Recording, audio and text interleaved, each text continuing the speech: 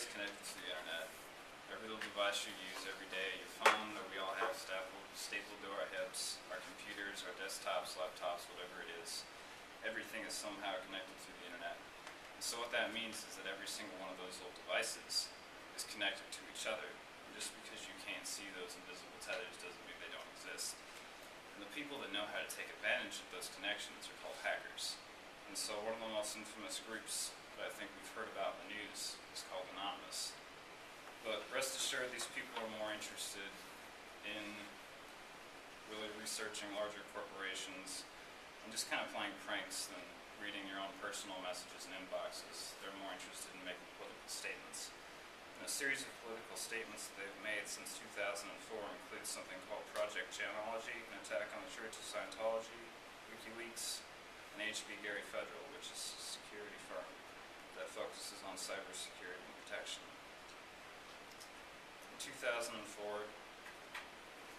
there was a video that was leaked, and in this video, it was an interview for the Church of Scientology, and it had the actor Tom Cruise, pretty popular guy and a devout Scientologist, and apparently it was a really private video, and so whoever leaked it onto the internet, the Church of Scientology had a big problem with that. And so what they did was started sending notices to a bunch of people saying, if you don't take this off your website, we're going to threaten you with legal action. And so a lot of them saw that and thought, you know what, it's not worth it to take this video off.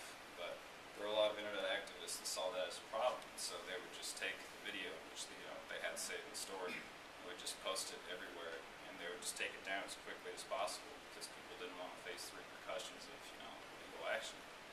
And so they ended up getting really fed up with it and thought about actually taking it to the church itself, and so they thought there was an infringement on freedom of speech and people's rights to be able to say what they want and freedom for information. So they had protests all around the world around these Scientology buildings, and there was a lot of DDoS attacks, which are called denial of service attacks, and what it does is it just sends a lot of server requests to a website, and it pretty much just makes it so that anybody that actually wants to use that server can't, and that just costs the people that want to use it a lot of money because you have to pay for that amount of storage, and so they're doing that. It costs these people a lot of money, and there's a lot of problems with that.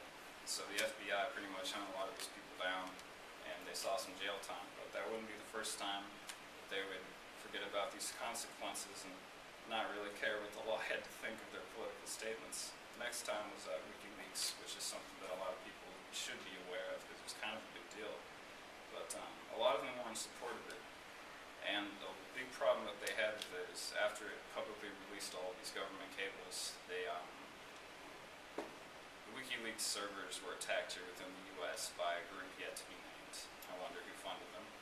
And what happened was they ended up completely just taking it off the map. Nobody here in the U.S. could get to it because every time they would change servers, people would attack it and take it off the internet. And also, whoever these same people are decided to cut funding. So whoever they were, they convinced PayPal, MasterCard, Amazon, all of the intermediaries for transferring funds and funding the website and things like that, just froze all accounts and stopped paying to them. So a lot of members of Anonymous saw WikiLeaks as like a private enterprise, something that didn't really need to be attacked like that. And the government didn't care who was doing these attacks and shutting down the servers and cutting off funding.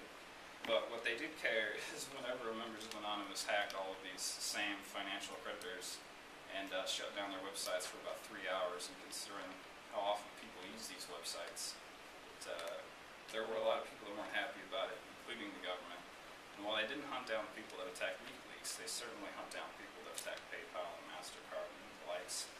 But they're not really afraid of consequences, and they're certainly not afraid to stand up to people that call them out, their biggest critics. In fact, they actually enjoy it. One of the most recent being maybe a year ago, big things that happened was there was a guy named Aaron Barr from a website security firm called HB Gary, and what he said was he was boasting that he had a database full of information about Anonymous and its members. And so they were a little curious this. And so what they did was they hacked this really secure database, unencrypted all the information, and it turns out he was just bluffing. So there was a lot of outrage about that, asking him why he decided to say something like that. And he completely denied ever saying that he had any information on them, which, he had egg all over his face. And they haven't really been up to much recently, just more denial of service attacks, things like that. But they haven't really done anything that's worth mentioning outside of these 3 points. So every once in a while they'll take down a government website, or they'll say we don't like this, but I think that we're going to be seeing some more things from them in the next couple of months, and possibly the next coming years, because cyber offensives are a lot easier in cybersecurity. So if you know how to do something, I mean, if people actually feel like making statements against something, they're going to